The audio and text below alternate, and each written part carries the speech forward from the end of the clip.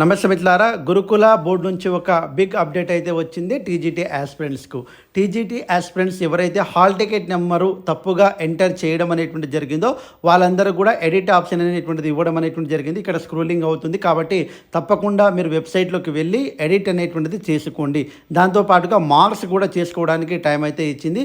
ఇది మనకు 22/2/2024 5 గంటల వరకు మాత్రమే టైం అనేటువంటిది ఇవ్వడం జరిగింది. కాబట్టి తప్పకుండా మీరైతే ఎడిట్ చేసుకోవడం అనేటువంటిది జరగాలి.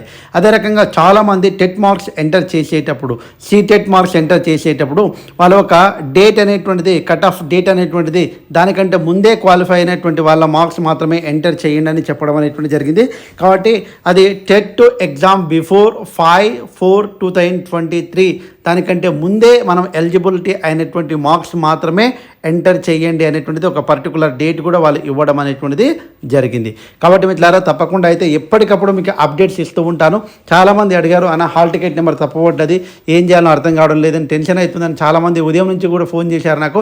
నేను చెప్పాను వెయిట్ చేయండి, ఈవినింగ్ దాకా మేబీ రావచ్చు అని చెప్పారు.